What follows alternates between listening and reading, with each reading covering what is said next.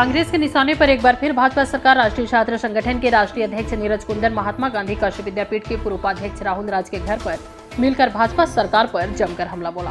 नीरज कुंदन ने प्रदेश सरकार पर आरोप लगाते हुए कहा कि सरकार नहीं बल्कि जंगल राज प्रदेश में चल रहा है। चाहे उन्नाव की घटना हो या हाथरस की सभी घटनाओं में प्रदेश सरकार पूरी तरह विफल है।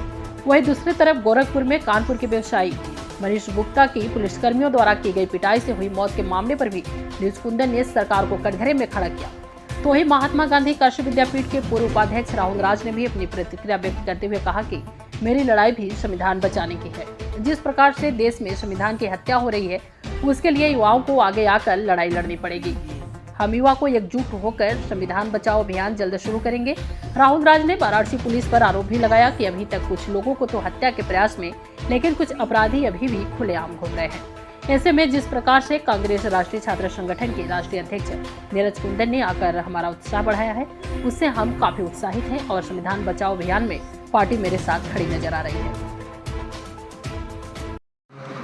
जी, अब आपका आज बनारस आना हुआ, कैसे आना हुआ?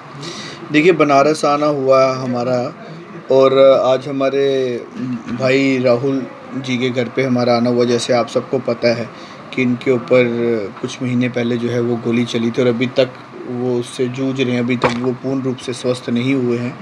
और योगी जी का जो जंगल राज है, और जिस जंगल राज की मतलब कि मैं कहूँ कि रिपोर्ट कार्ड भी उनकी खुद की जो सरकार के द्वारा NCRB की रिपोर्ट है कि जिसके तहत जो है सबसे ज़्यादा, चाहे वो दलितों पे अत्याचार की बात हो या महिलाओं के उत्पीड़न की बात हो, तो इसके ऊपर योगी सरकार की जो है वो अव्वल नंबर पर है, 1 नंबर पर पूरे देश भर में। सबसे ज़्यादा ऐसे केसेस जो हैं वो उत्तर प्रदेश में हैं।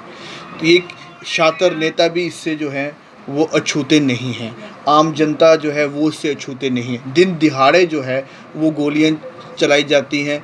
उसके बाद इससे भी बड़ी दुखद बात यह है कि हमारी बहनों के साथ दुष्कर्म किया जाता है। वो चाहे आप लोगों ने देखा होगा, वो उन्नाव हमारे सामने रहा। और उससे भी आगे बेशर्मी की बात ये हो जाती है कि जब उस दुष्कर्म होने के बाद उल्टा जस्टिफाई किया जाता है ऐसे दुष्कर्म को। तो ये यहाँ का जंगल राज जो है वो योगी जी का जो है वो सामने दिखाई देता है। तो आज उसी जंगल राज से प्रताड़ित हमारे छात्र नेता भी हैं। आज हम उसी उपलक्ष्य में जो है आज हम इनका हालचाल पे जो है जानने के लिए आज इनके घर पर आए। बिल्कुल, प्रियंका गांधी जी, जहाँ तक देखा जाए तो प्रियंका गांधी दलित समाज के बीच हमेशा लगातार जाती रहती है, और वही दलित समाज के साथ जिस तरीके से गोली मारा गया, दलित समाज के साथ जो उत्पीड़न हुआ, इस पर क्या कहेंगे? देखिए, प्रियंका जी हो, कांग्रेस पार्टी हो, इसमें कोई दराय नहीं है कि वो हमेशा इस देश की जो आखिरी पंक्ति के व्यक्ति हैं, वो दलित समाज हो, वो महिला हो, उनके साथ जब दुष्कर्म जो है वो किया जाता है वो अपनी आवाज़ उठाते हैं। आपने देखा होगा कि उन्नाव के केस में भी किस तरीके से उन्होंने अपनी आवाज़ उठाई। उनके ऊपर उस टाइम पे तो इस पुलिस ने उनके ऊपर भी बर्बरता दिखाई, उनको मिलने से रोका जाता है। तो इसमें कोई दो राय नहीं है कि प्रियंका जी जो हैं हमारे नेता हैं, और वो हमेशा से जो है दलित समाज के प्रति जो है वो रखते हैं। और आज भी उनका संदेश जो है मैं राहुल के लिए लेकर आया हूँ कि उनकी संवेदना है कि जो हमारे छात्र नेताओं पे दिन दहाड़े ऐसे गोली जो है चलाई गई, और एक संदेश देने आए हैं कि पूरा संगठन जो है और पूरी कांग्रेस पार्टी जो है इनके साथ खड़ी है। जी बिल्कुल, 10 तारीख को प्रियंका जी की काशी में रैली है। क्या लगता है कि जो राहुल राज जी को गोली लगी थी, कांग्रेस से ये भी है, पार्टी चल चुके हैं पूर्व मंत्री, तो क्या प्रियंका गांधी जी भी इनसे हालचाल लेने आएंगे? बिल्कुल, हमारा समय रहेगा तो प्रियंका जी आएंगे और राहुल जी जो है उनसे मुलाकात करेंगे।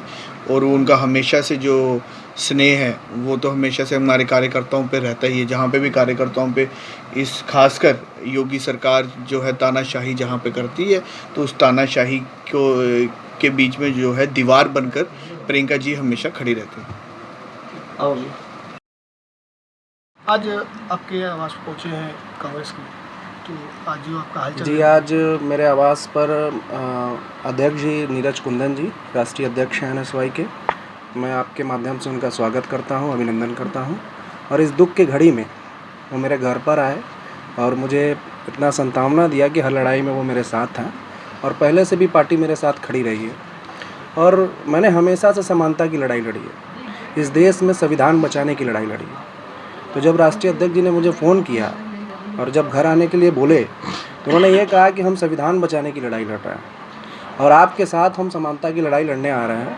तो उन्होंने बनारस आकर मेरी लड़ाई को आगे बढ़ाया और मुझे पूरी हिम्मत दी। इसके लिए मैं राष्ट्रीय अध्यक्ष जी का बहुत बहुत धन्यवाद करता हूँ। और आगे जो भी जितने लोगों की गिरफ्तारियाँ नहीं हुई हैं उस पर भी हम आगे चलकर बात करेंगे प्रशासन से, जैसा कि अध्यक्ष जी ने कहा है कि कमिश्नर साहब से मिलेंगे और बात करेंगे, उनकी भी गिरफ्तारी वो करवाएंगे। उसमें पूरी मदद करेंगे पार्टी की तरफ से, ऐसा उन्होंने कहा।